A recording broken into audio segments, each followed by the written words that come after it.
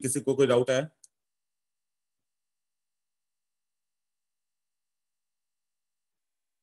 First and second structure is different. IUPAC name रखोगे, nomenclature करोगे तो ही मालूम चल जाएगा। फर्स्ट एंड फोर्थ, और तुम्हें वो लिखना पड़ेगा कि क्या क्या है। ये एस है, उससे क्लियर हो जाता है। एस, ये एस, ये आर, ये पिछले बार लिखवाया था, क्यों आया था एस एस आर, है ना। थर्ड में जाओगे तो ये आर एस एस है, आर एस एस। और थर्ड एंड फोर में जाओगे तो इन एनसीओ में से तो इसका बिल्कुल उल्टा आ जाएगा। क्लोरीन वाला आ जाएगा तुम्हारा एस, और ओ एच आ जाएगा आर, और बी आर आ जाएगा आर, ऐसा। Three and four in NCO में से आया ना। Two and three again positional था। First and four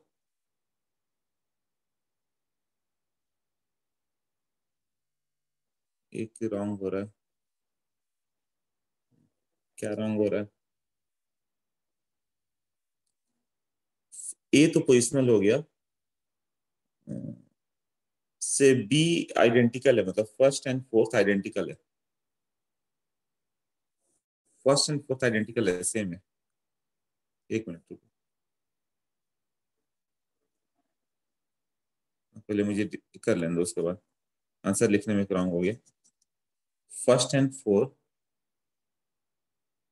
first and four को लिखोगे आइडेंटिकल, क्यों? वो सेम आएगा इसका, ये जो कॉन्फ़िगरेशन आएगा ना वो सेम आएगा।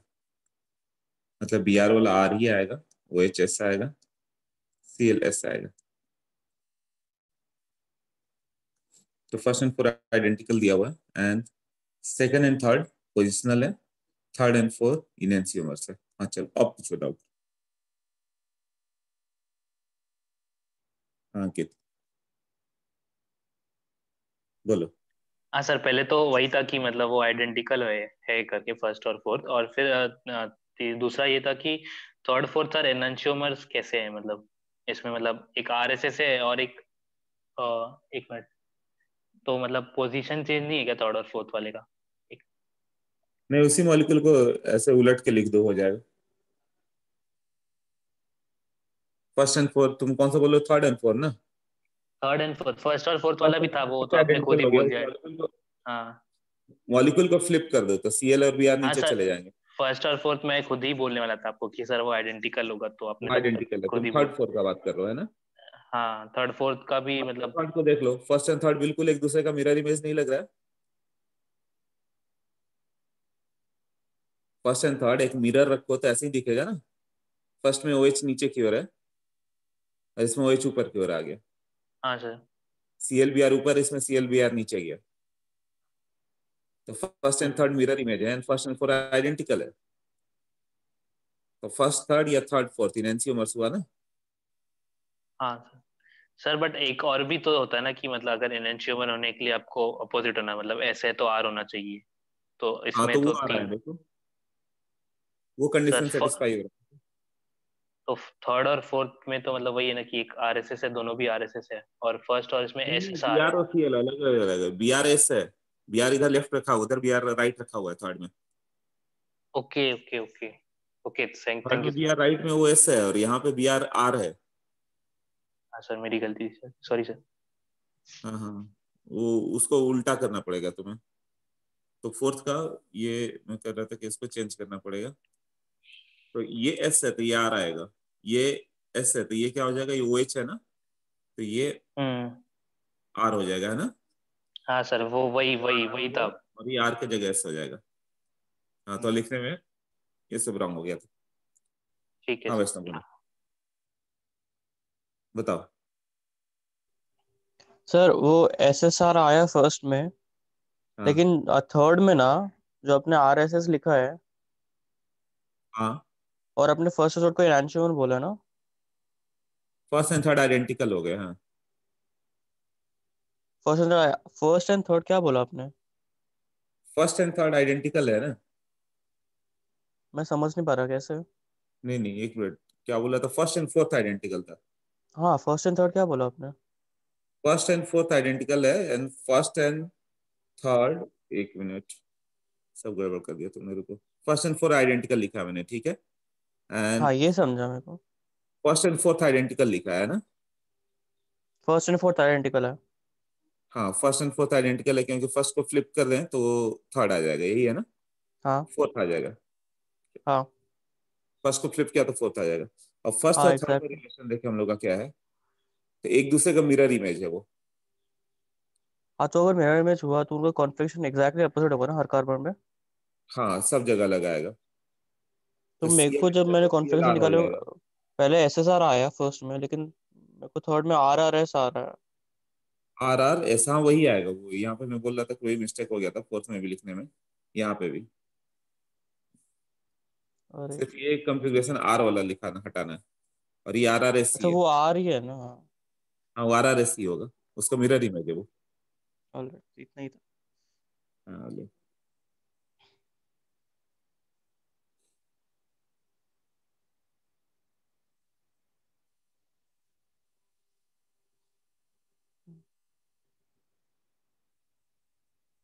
तभी सबको क्लियर है। सर अभी यहाँ पे सामने दिख रहा है कि फ्लिप करने पे सेम आ रहा है, लेकिन अगर उस टाइम स्ट्राइक नहीं किया, कॉन्फ़िगरेशन सेम आ रहा है, लेकिन हाँ, अगर उस फर्स्ट, टाइम स्ट्राइक हाँ, नहीं किया कि फर्स्ट और फोर्थ में। फर्स्ट एंड फोर्थ में हो तो रोटेट करके देख लो, मॉलिक्यूल को रोटेट करने के बाद एक दूसरे के ऊपर सुपर इम्पोज कर पा रहे हो कि नहीं। उतना R R S S S R check करने की जरूरत नहीं है इसमें। रोटेट करो, देखो आ जा रहा है क्या, एक के ऊपर एक रख दे रहे हो तो ये आइडेंटिकल है, नहीं रख पा रहे हो तो मिरर ही में जाएगा फिर। हाँ बिल्कुल उल्टा है क्या? तो फर्स्ट एंड थर्ड में मिरर रखते हो जा रहा है ना, दोनों सी एल बी आर ऊपर था, ओ एच नीचे था, तो हाँ। बिल्कुल उसका उल्टा हो गया, सी एल बी आर नीचे चले गए, ओ एच ऊपर आ गया। ओके। तो उससे इनएंसियमर्स हो गया।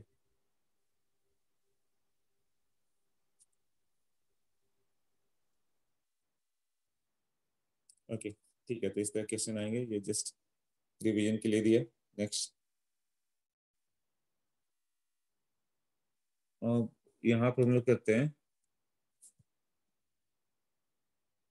टेक्सटो, और ये क्या है, प्लेन पोलराइज लाइट लेते हैं। एक लाइट लोगे तो क्या होगा, ऑल डायरेक्शन वाइब्रेट कर रहा है ऐसे। इसमें लाइट ऐसे, ये जो बीच वाला पॉइंट है वो लाइट क्या है, ऐसे अंदर की ओर जा रहा है, बट उसको निकोल प्रिज्म से पास करें हम लोग, एक अरेंजमेंट ऑफ निकोल प्रिज्म, तो वो क्या करता है, प्लेन पोलराइज लाइट बना देता है, मतलब सारा वाइब्रेशन एक डायरेक्शन में कर देगा, ये इस डायरेक्शन में बच जाएगा। तो उसको पोलराइज कर सकते हैं हम लोग। अब इसको किसी सॉल्यूशन से पास करें हम लोग, ऐसे जाके सॉल्यूशन है,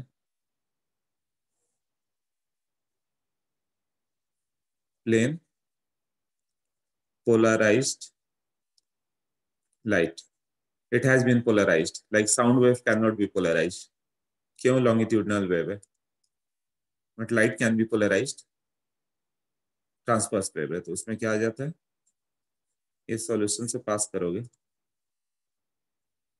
तब ये जो रोटेशन एक डायरेक्शन में था, मान लो तुम्हें राइट रोटेट कर रहा है, ऐसे राइट हैंड साइड में रोटेट कर गया, तो ये सॉल्यूशन कहलाएगा डेक्स्ट्रो रोटेटरी, डेक्स्ट्रो रोटेटरी। उसने ऐसे मान लो कि थीटा रोटेट कर दिया। अब इस सॉल्यूशन कैसे पास करोगे, एक सॉल्यूशन से पास करने के बाद वो लेफ्ट हैंड साइड में रोटेट हो जाए ऐसे, तो ये होगा लीवो रोटेटरी।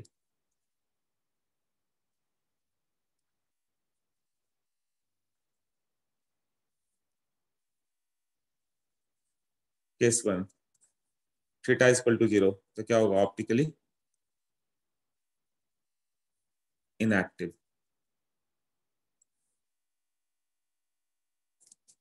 हाँ, और theta not equal to 0। Okay Vaishnav.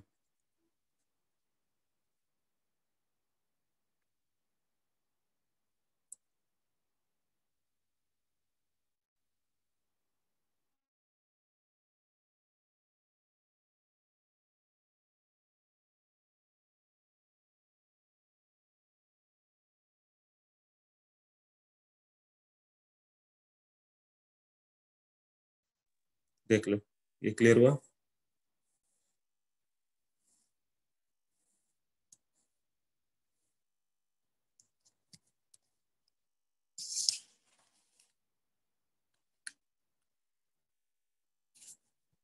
Theta, अरे ये सब कुछ किया था। थीटा पॉजिटिव डेक्स्ट्रो रोटेटरी, छोड़ो ये सब मालूम करो, और थीटा नेगेटिव लीवर रोटेटरी, यही है ना? अब मैंने बोला था कि dissymmetry is the necessary condition. Symmetry है,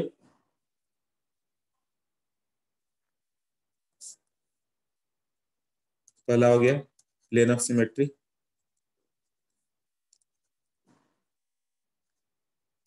पीओएस। दूसरा centre of symmetry, COS. Third था एक्सिस ऑफ सिमेट्री, एओएस। इससे कोई मतलब नहीं ऑप्टिकल एक्टिविटी का। और एक है alternate axis of symmetry, AOS. Asymmetric मैंने बताया था क्या? कोई भी सिमेट्री ना हो, पीओएस, सीओएस, एओएस, एओएस। और डिसिमेट्रिक का मतलब हो गया एओएस हो चाहे ना हो, उससे फर्क नहीं पड़ता। पीओएस, यूएस, एओएस नहीं होना चाहिए। तो ऑप्टिकल एक्टिविटी के लिए dissymmetry is the necessary condition.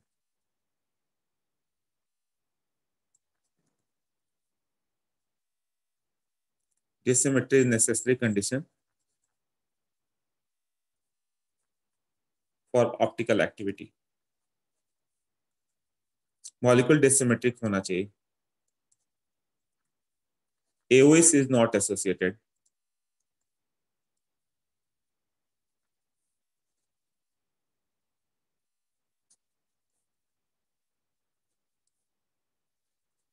AOS is not associated with optical activity.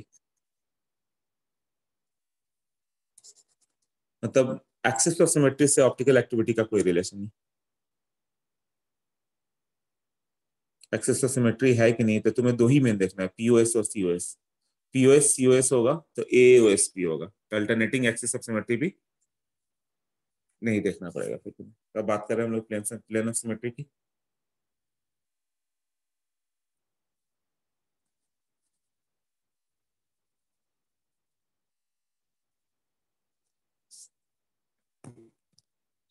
Horizontal, diagonal, vertical, कुछ भी हो सकता है। वो क्या हो सकता है? जैसे पीओएस में भी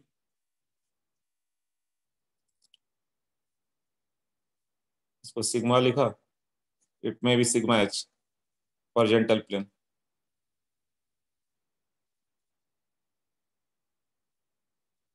सिग्मा डी डायगोनल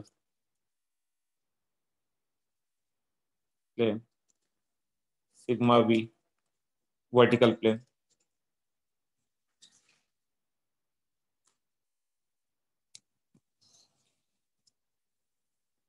अब करेंगे हम लोग ओ एच एच।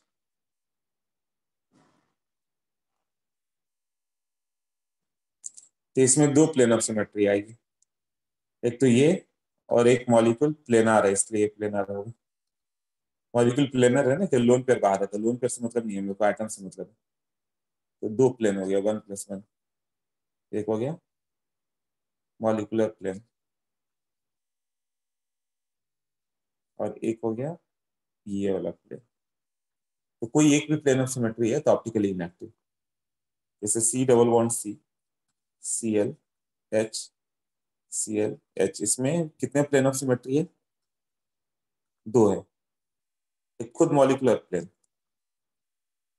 जिस जिसको मतलब जो कॉपी पे तुमने ये लिखा, तो कॉपी का वो जो हो गया ना, वही पेज ही तुम्हारा प्लेन ऑफ सिमेट्री है। उसको बाहर भी कुछ भी नहीं है, उसके उस साइड भी कुछ भी नहीं है। ये भी 1+1 हो गया, 1 हो गया मॉलिकुलर प्लेन।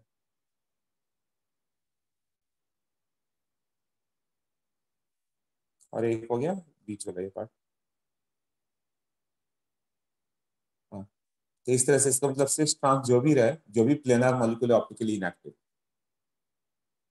राइट। जैसे क्वेश्चन पूछते हैं CH3Cl, हाउ मेनी POS, कितने प्लेन ऑफ सिमेट्री है? CH4 ही बताओ पहले।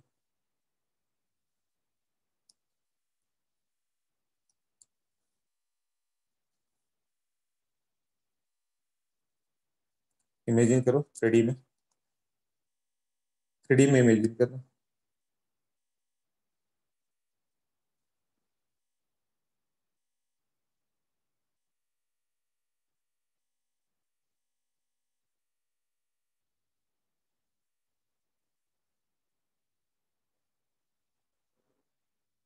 हर एक CH3 एक प्लेन ऑफ सिमेट्री होगा। HCH कोई भी ले लो, 3D में इमेजिन करो, 3D में बनाओ एक पिरामिड के साथ। हाँ, तो कोई भी HCS ले लो, मतलब कोई 2 हाइड्रोजन ले लो तो काम चल जाएगा। आउट ऑफ 4 हाइड्रोजन 2 ही लेना है ना, तो 4C2 से काम हो जाएगा ना तुम्हारा। आउट ऑफ 4 हाइड्रोजन दो दो का कॉम्बिनेशन ले लो, कोई दो, तो 6 प्लेन ऑफ सिमेट्री आएगी ना। जैसे ऊपर का H और ये H, ये ले लो, 3D में इमेजिन करना, तो तुम्हें ये दोनों प्लेन ऑफ सिमेट्री दिखेगा। HCH प्लेन है ना। ऐसे कितने प्लेन ले पाओगे? ये POS है, 4C2 से आ जाएगा ना, तो बाकी कॉम्बिनेशन परम्यूटेशन हो गया, उससे छोड़ता हूँ, ठीक है।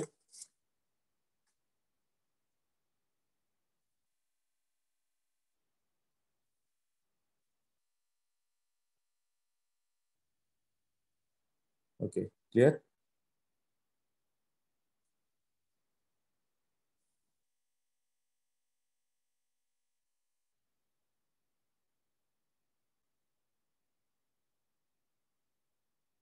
तो कोई भी प्लेन ऑफ सिमेट्री आ गई ना तो ऑप्टिकली इनएक्टिव है ना। तो जैसे कि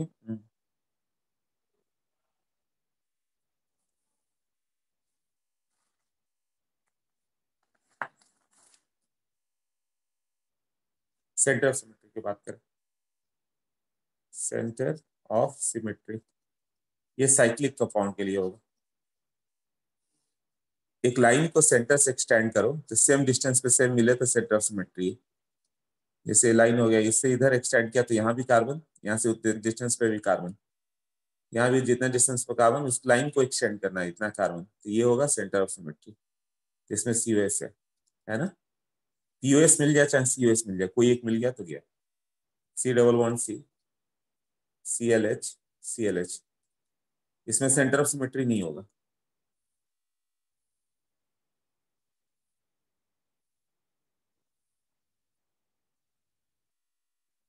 हाँ, इसमें कौन सा सिमेट्री है फिर?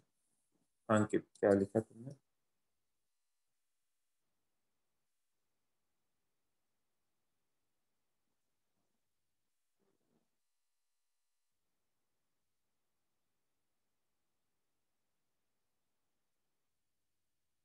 टोटल 7, 4 किसमें? अच्छा, वो सेंटर सिमेट्री बता रहा है, सेंटर सिमेट्री एक ही कहलाएगा।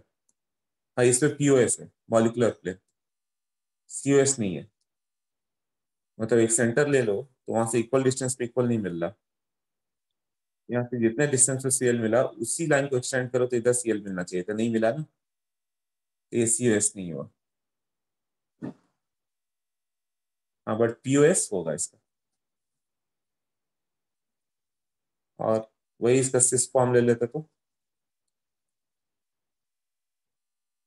ट्रांसफॉर्म, हाँ तो COS भी होगा और POS भी होगा, राइट। POS तो हो गया मॉलिक्यूलर प्लेन, COS हो गया इधर का प्लेन। यहाँ से क्या होगा, तो ये प्लेन ऑफ सिमेट्री, यहाँ से प्लेन, ये COS आ गया और ये हो गया POS।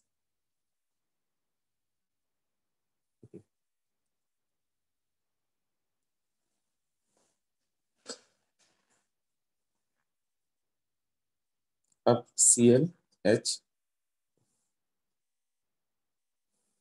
ClCH, double bond C, ClH, इसमें क्या है?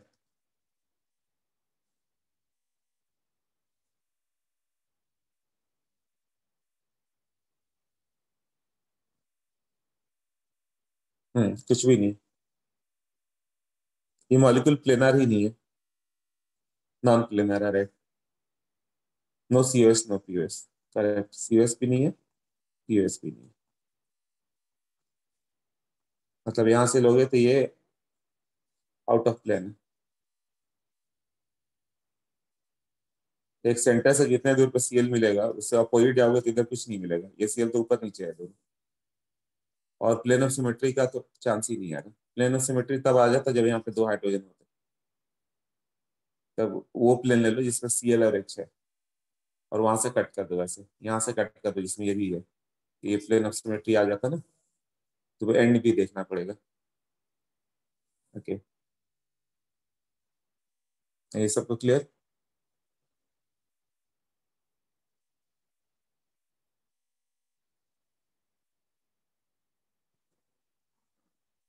ओके, इसमें सीओएस नहीं होगा, टेट्राहेड्रल हो ही नहीं सकता।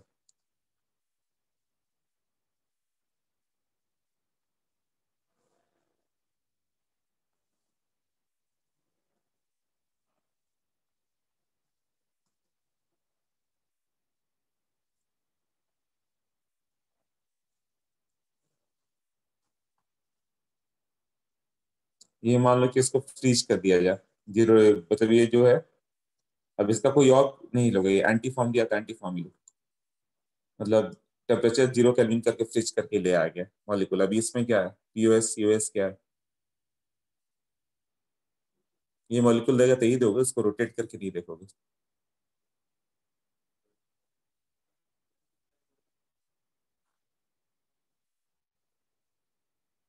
न्यूमैन प्रोजेक्शन में क्या था ये, हाँ ये सामने का कार्बन है, फ्रंट कार्बन, ये इधर है, ये हो गया फ्रंट कार्बन, और ये है बैक कार्बन। बैक कार्बन से टेस्ट में दिखा रहा हूँ ऐसे, ए बी सी इस तरह से।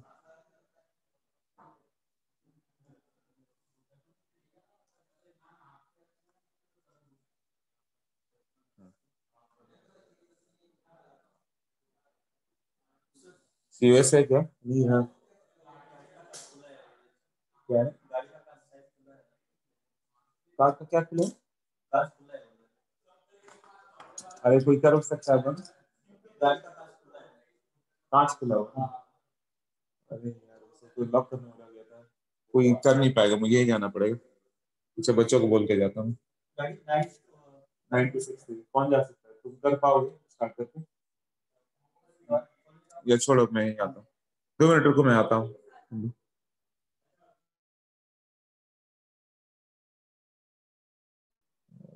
कोडिंग जाते समय मैंने पॉज कर दिया था नीचे, हाँ।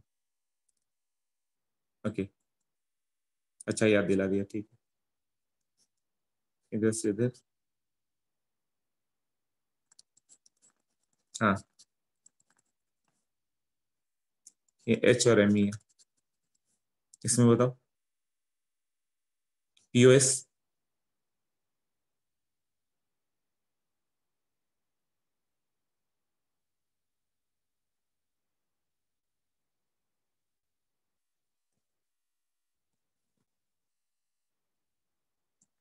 लेना सिमेट्री, सिमेट्री का कहाँ चांस दिख रहा है, सीओएस वो भी नहीं दिख रहा है, तो कायरल तो हुआ, मतलब ऑप्टिकली एक्टिव हुआ, और जीआई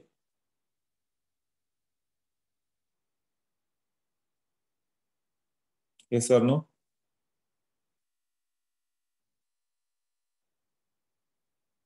ऐसा पिछले बार भी नो बोला था तुमने, मैंने बोला था आईआईटी का कई बार आया हुआ क्वेश्चन, ये यस है। एंड पोजीशन पे होगा तो डिस्टेंस सेम आता है ना, यहाँ से पोजीशन अलग अलग होगा, यहाँ से यहाँ का डिस्टेंस, ये डिस्टेंस अलग होगा। यदि मिथाइल यहाँ पे आ जाता ना ऐसे, तो डिस्टेंस सेम रहता है, इधर से इधर, इधर से इधर। एंड पोजीशन पे होगा तो जीआई नहीं होगा, किसी और पोजीशन पे होगा तो जीआई तो होगा ही ना।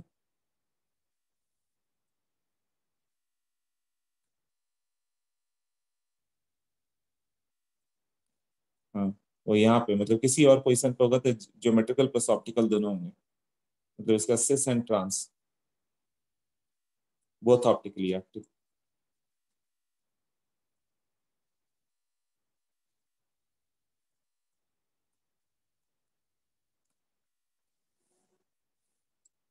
ओके,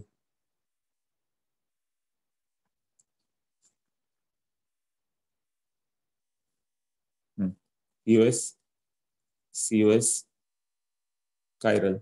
यूएस है,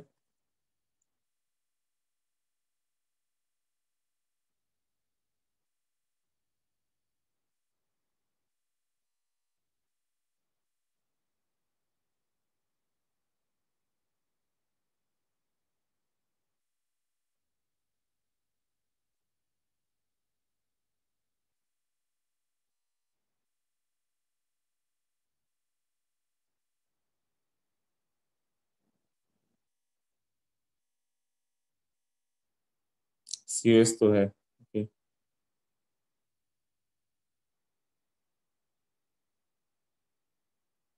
बीच से कट कर दो, तुम्हें सिमेट्रिकल नहीं लग रहा है? हाफ हाफ कट कर दो, दोनों बिल्कुल इक्वल पार्ट में डिवाइड हो जाए, तो पीओएस भी दिखेगा, सीओएस भी दिखेगा, तो कायरल नहीं हुआ।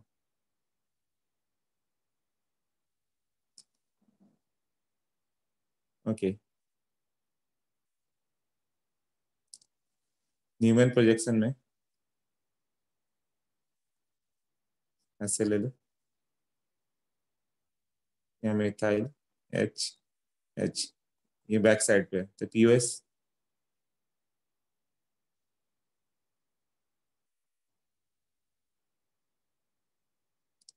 है, नो सीओएस है, yes, no, sorry, no no, no COS, तो कायरल एक भी आ गया, तो कायरल नहीं रहा, हाँ कायरल हो गया फिर वो। और इसका एंटी पोजिशन ले लें तो क्या कोई डिफरेंस आएगा क्या?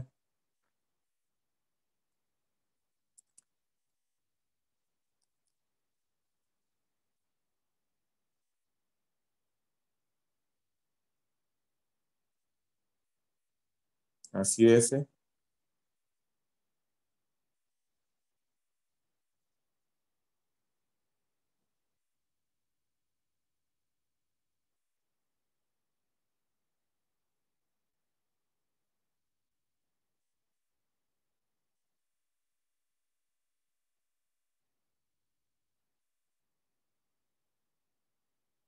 POS,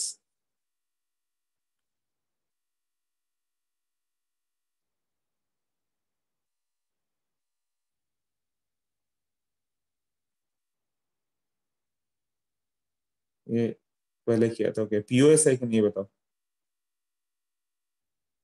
no POS but COS is there. हाँ, पीओएस नहीं आएगा सर, बट सीओएस आएगा, और कोई भी एक आ गया तो कायरल नहीं रहा।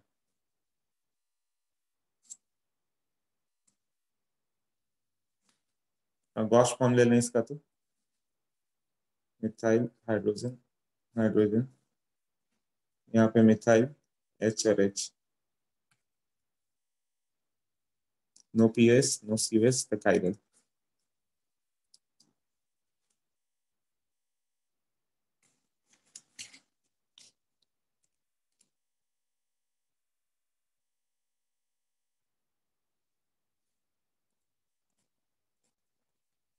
ट्रू एंड फॉल्स बताओ।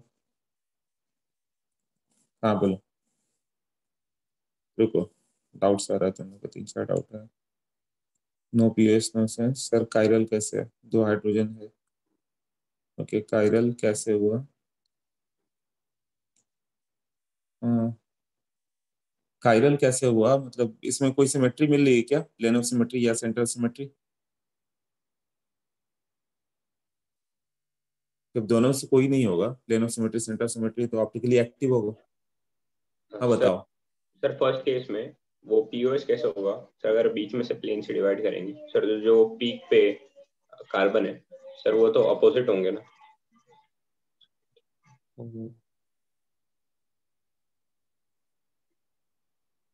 अच्छा, के अंदर रिकॉर्डिंग हो रही है। हाँ,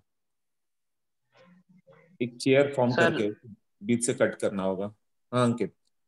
सर वो मतलब कायरल होने के लिए ये भी तो कंडीशन होनी चाहिए ना कि चारों डिफरेंट डिफरेंट टीयर हैं, तो हर एक कार्बन पे दो दो तो हाइड्रोजन ही लगे हुए हैं, तो वो था मेरा सवाल। हर कार्बन पे नहीं, ये रूल नहीं है कि चारों डिफरेंट होना चाहिए, मॉलिक्यूल डिसिमेट्रिक होना चाहिए। Dissymmetry is the necessary condition, है ना। एक कार्बन है तो चारों डिफरेंट होना चाहिए, बट दो कार्बन है तो कोई मतलब नहीं है फिर। अच्छा, तुम किससे कंफ्यूज हो, मैं बता रहा हूँ। सर वो पीओएस कैसे होगा, ये पहले एक्सप्लेन कर दीजिए। पीओएस में वो चेयर को ले लो, जैसे कोई भी एक चेयर हो, बीच से कट कर दो, दो इक्वल पार्ट में डिवाइड हो जाएगा, तो प्लेन ऑफ सिमेट्री आ गई। कोई नहीं चेयर वो तो तुम्हारे पास हो सामने घर जाएगा में सर, पड़ा होगा। लेकिन अगर उसको हम लेंगे तो एक कार्बन ऊपर है एक कार्बन नीचे है। हाँ, जो पीक कार्बन की बात कर रहा हूँ सर, तो वो अपोजिट हो गए ना। जब पीओएस देखते हैं तो वो मिरर इमेज होना चाहिए पीओएस उनका। मतलब कट करोगे ना तो दोनों साइड बिल्कुल आइडेंटिकल होना चाहिए, एक दूसरे का मिरर दिखना चाहिए। तुम्हारे घर पे कोई भी चेयर हो, इमेजिनेशन में कट करो और सोचो क्या एक दूसरे का मिरर इमेज है कि नहीं। है सर, लेकिन वो उसको घुमाना भी पड़ेगा सर। नहीं घुमाना है, इमेजिनेशन में कट करो ना बीच से, हम्म। बिल्कुल आधा आधा कट कर दो, एक दूसरे का मिरर इमेज दिखेगा तुम्हें। हाँ सर, ठीक है। हाँ,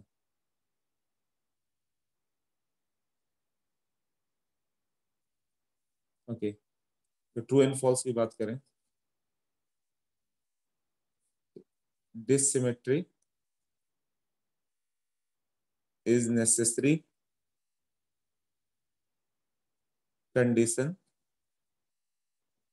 फॉर ऑप्टिकल एक्टिविटी। यही है कि कायरल कार्बन होना जरूरी है, कि डिसिमेट्री होना जरूरी है। All the chiral carbon are optically active।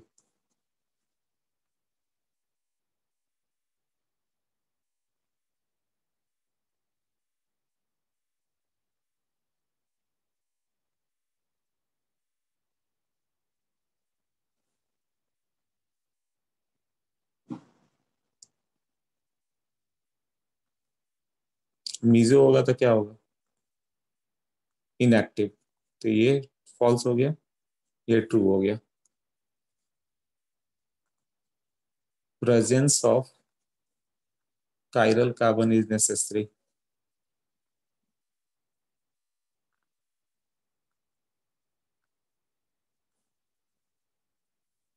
for optical activity।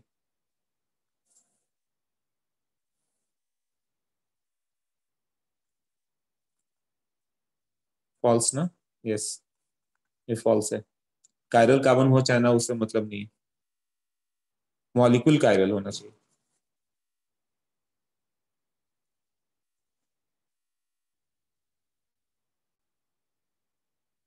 Chiral, या दूसरा ऐसा लिख देगा, compounds must have chiral carbon.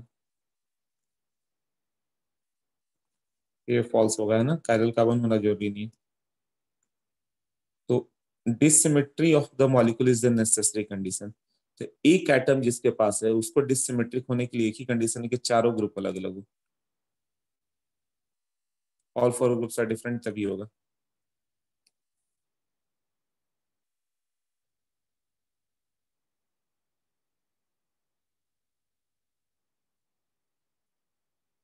जैसे ये केस ले लें, CH3CH double bond C, double bond C, CH3H, no chiral carbon.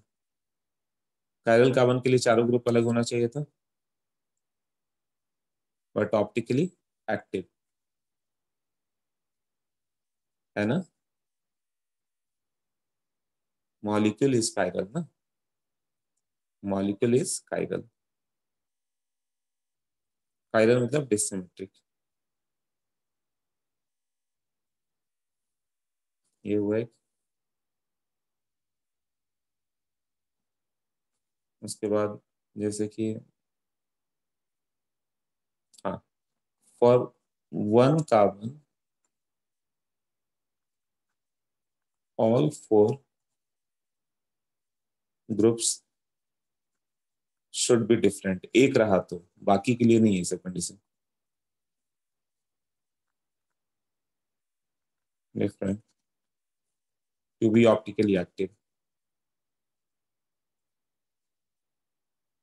तभी डिसिमेट्री आएगा। जैसे A B C and D ऐसे हो गया, तो ये डिसिमेट्रिक है। बट जैसे ही कोई दो ग्रुप सेम हो गया, कोई दो ग्रुप सेम हो जाएगा, जैसे ये हो गया, यहाँ पे कार्बन ले लो, यहाँ डी और ई करना पड़ता है क्योंकि बीच में कार्बन है। तो यहाँ मैंने डी लगा दिया, यहाँ डी लगा दिया, तो ये प्लेन ऑफ सिमेट्री आ जाएगी इसकी।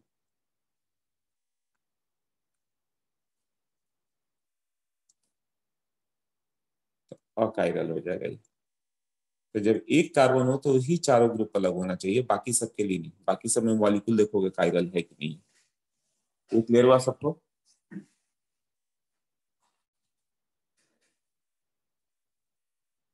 Hope so. ओके,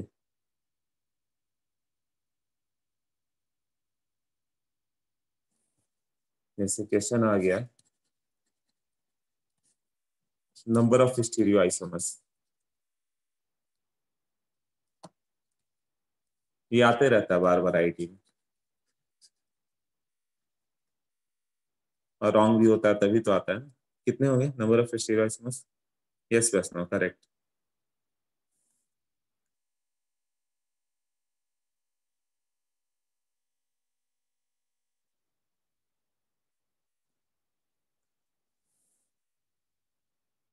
अभी कायरल कार्बन है, ये भी कायरल है। इसमें दो फॉर्म लोगे, स्टीरियो मतलब क्या होगा, जी आई प्लस ओ आई दोनों होता है ना।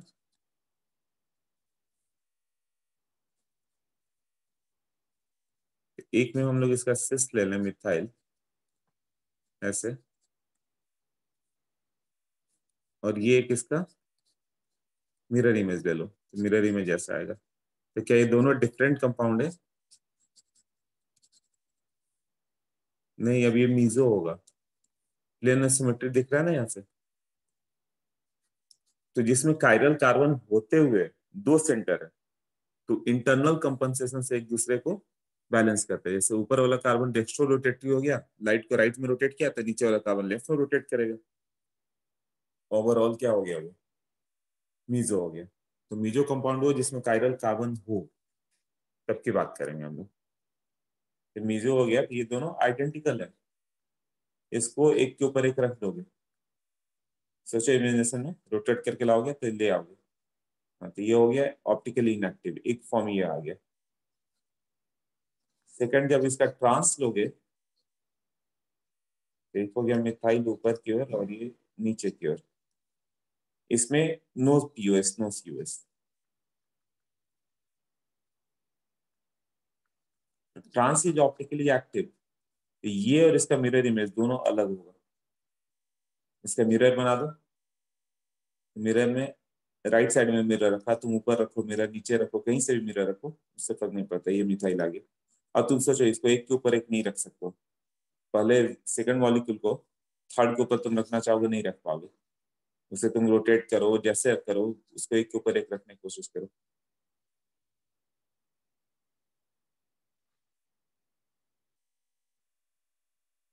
ओके, तीन एनसीएमएस में आ जाएगा। तो इसके तीन हो गए। सिमिलरली एमई और ईटी रहता तो चार होते, सिस में भी डीएनएल एंड ट्रांस में भी डीएनएल, 4 आइसोमर्स, 2:2। ये क्लियर हो गया सबको?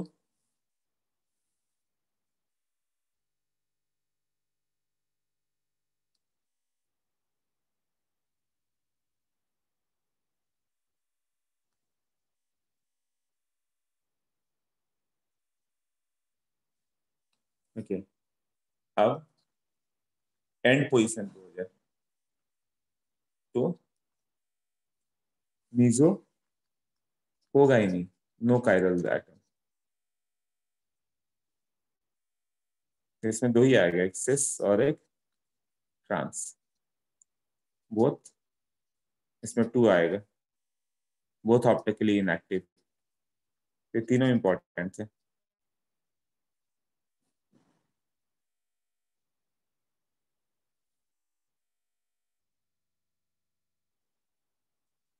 अब तुम्हें मैं इस तरह से दे दूं,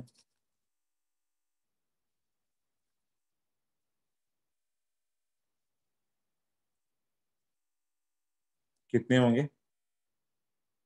एक सेंटर, दूसरा, तीसरा।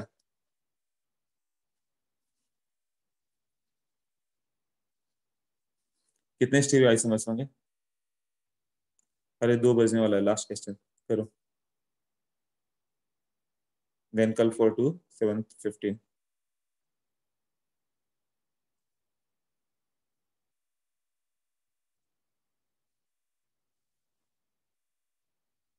फाइव नहीं, इसको आर मान लो। आर सिस आर, ये हो गया एक। ये ऑप्टिकली एक्टिव है, इसमें प्लेन ऑफ सिमेट्री नहीं है, नो पीओएस। होगा क्या? पीओएस होगा, यहाँ प्लेन ऑफ सिमेट्री होगा तो आर का मिरर इमेज एस होता ना। हाँ, तो ये आर है, तो ये भी आर है, तो ये ऑप्टिकली एक्टिव है ना। तो ऑप्टिकली एक्टिव है तो इसका मिरर इमेज कैसा होगा? मिरर इमेज लोगे तो ये एस आएगा। सिस तो सिस ही रहेगा, सिस ट्रांस नहीं बनने वाला है। आर का एस बन जाता है और यहाँ आर का एस हो जाएगा। तो ये हो गया 2। R cis R, S cis R, then R trans R, और इसका mirror image S trans R, S trans S, ऐसे ना इनएंशियोमेरिक फॉर्म। फिफ्थ पे चले हम लोग। आर सिस एस, अब इसमें प्लेन ऑफ सिमेट्री आ गई है पीओएस से। मिरर इमेज आर का एस दिखेगा ना, बीच से कट करो तो आर का एस दिखा मिरर इमेज, तो इनएक्टिव हो गया। मतलब इसका जो मिरर इमेज है एस सिस आर, ये दोनों सेम हो गए, इसको एक ही कंसिडर करो। और 6 क्या होगा? एस, नहीं 6 कर लिया ना, अब ट्रांस करेंगे हम। हाँ, आर ट्रांस एस, इसका mirror image S trans R. अब ये दोनों भी सेम हो गए, क्यों? इसमें पीओएस है। आईआईटी का है, बहुत इंपॉर्टेंट क्वेश्चन है और बहुत कम लोग जान पाते हैं इसको। एकदम अच्छे से लर्न करना इस क्वेश्चन को, समझना भी और लर्न भी करना। हाँ ललितेश बोलो। लास्ट स्लाइड के लास्ट क्वेश्चन में वो सिस और ट्रांस कैसे होगा, पर वो बता दो। बीच वाला सिस्टेंस हो सकता है ना, क्या क्या हो सकता है, क्या क्या पॉसिबिलिटी है तुम्हारे पास? नहीं सर, उसमें एक मिथाइल है और एक इथाइल है सर, तो सिस और ट्रांस कैसे होगा? मिथाइल मिथाइल है, उससे उससे पहले वाला हाँ, ये पिछले ठीक है। साइड का लास्ट क्वेश्चन इससे सर। क्या फर्क पड़ता है? दोनों मिथाइल, दोनों हाइड्रोजन सेम साइड हो गया तो सिस हो गया, दोनों हाइड्रोजन अपोजिट हो गया तो ट्रांस हो गया। या बेटर नेम ई और जेड लिख दो। ये ठीक है सर। हाँ, ये सबको क्लियर?